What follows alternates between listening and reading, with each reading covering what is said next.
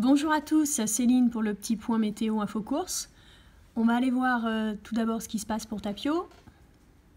Donc Tapio navigue à 3,2 nœuds sur sa position ce matin, donc à 8h, 9h pour nous en France.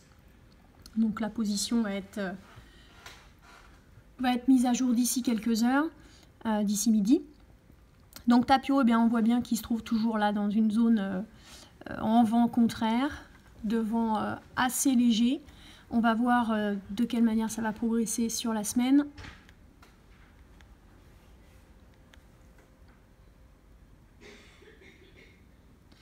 Effectivement, au 6 mars, donc demain, eh bien, il n'y aura pas grand changement pour Tapio. Toujours ces vents en avant du mât, pour l'instant plutôt nord-est, entre 15 et 20 nœuds. On avance jusqu'au 7 mars et on s'aperçoit effectivement qu'il est toujours dans cette zone.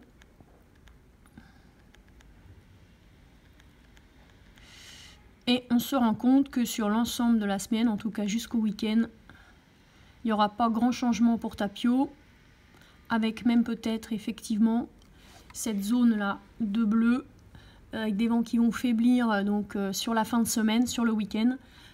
Donc pour l'instant, eh bien, pour Tapio, il y a du vent, des vents plutôt de face, mais il y a encore du vent, ce qui va lui permettre de progresser un petit peu, mais pas forcément dans la bonne direction. Mais au moins de maintenir sa course avec le Suali qui progresse lui effectivement sur le tracker plutôt dans la bonne direction. Ça va lui laisser un petit peu de temps effectivement pour lire. On va aller voir la distance qui lui reste à parcourir. Eh bien, il lui reste un petit peu moins de 5000 milles jusqu'à l'arrivée pour Tapio. Donc avec un ETA d'ici encore plusieurs semaines. Pour Istvan, on revient à la date d'aujourd'hui, le 5 mars. Eh bien, Istvan, il a bénéficié de bons vents. On les voit ici, de bons vents nord-ouest. Une belle progression. Il est à 6,5 nœuds encore ce matin. Pour ce qui est des prévisions, on va voir si ces bons vents vont se maintenir. Donc d'ici demain, on voit déjà que ça commence à faiblir. Et on s'aperçoit que cet anticyclone des Açores est en train de se former à nouveau. Alors, est-ce qu'il va se diriger vers Istvan, plutôt au nord, plutôt au sud? On va voir ça sur la prévision. Et on s'aperçoit effectivement que le centre de cet anticyclone se dirige droit sur Istvan,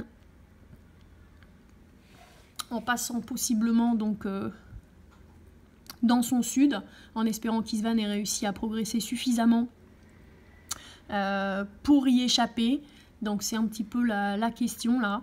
La prochaine course d'Istvan, ça va être la course contre le centre de l'anticyclone, à savoir est-ce qu'il va réussir à le traverser, à passer sur son bord supérieur, ou est-ce qu'il va rester bloqué.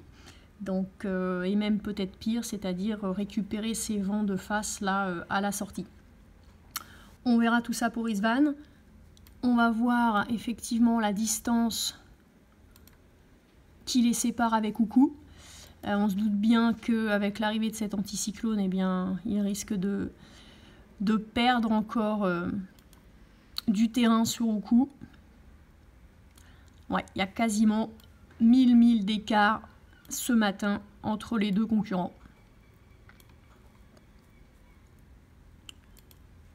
Alors, pour ce qui est d'Oukou, on revient au jour d'aujourd'hui et on s'aperçoit effectivement que Coucou a bénéficié de très forts vents la nuit dernière, allant jusqu'à, voilà, hein, 40-45 nœuds. C'était bien au-dessus de ce qui était prévu. Il est encore ce matin, il navigue à 6,2 nœuds, avec une très belle progression, hein, 131 milles nautiques les dernières 24 heures dans la direction de l'arrivée. Donc il arrive à grande vitesse. On va voir ce qu'il en est des prévisions d'ici demain.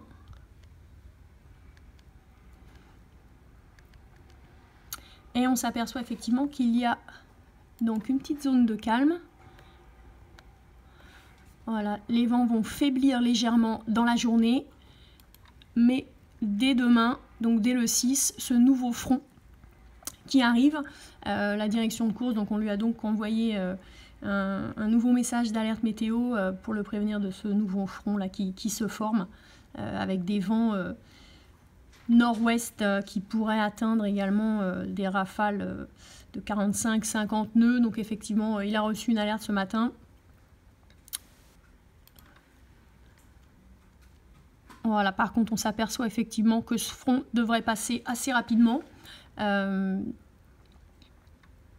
Donc d'ici les 18 prochaines heures, il devrait avoir évité le plus gros de ces vents.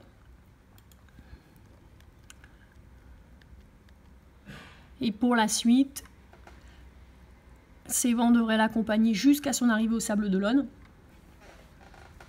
avec une ETA donc, qui est donc prévue maintenant samedi. Quand on regarde la distance jusqu'à la ligne d'arrivée, jusqu'au bateau de Jean-Luc, qui est actuellement toujours à Port-Olona au Sables d'Olonne, on s'aperçoit qu'il lui reste 520 000 jusqu'à l'arrivée, ce qui nous amène à une ETA, une date d'arrivée prévue en milieu d'après-midi, samedi, si tout se maintient.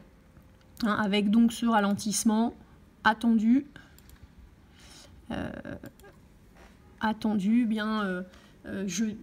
plutôt jeudi, à partir de jeudi.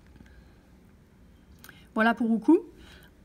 On espère également entendre ces dernières nouvelles vendredi matin. Il nous donnera son dernier coup de fil, son dernier appel sécuritaire à la direction de course vendredi matin. On lui demandera également ce qu'il a envie de manger à son arrivée, puisqu'on vous rappelle qu'Oucou sera plutôt affamé. Et puis on va aller regarder la météo qui est attendue pour ce 9 mars.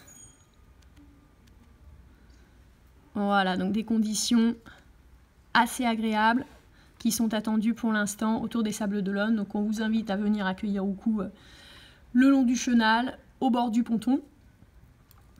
Et puis on va jeter quand même un petit coup d'œil. Je suis un petit peu curieuse de voir effectivement les vagues, la houle à laquelle il a été confronté donc cette nuit et ce matin. Ce qui était attendu mais de manière un petit peu plus faible. Donc effectivement là, on voit bien qu'il y a 5 à 6 mètres de houle. Et quand on avance jusqu'à demain, on voit ici le nouveau front qui arrive, avec cette zone blanchâtre, qui veut dire aussi que les vagues vont augmenter peut-être jusqu'à 7 mètres. Donc on verra où se situe Roucou. Il risque effectivement d'être déjà en amont de cette zone, en direction de la ligne d'arrivée.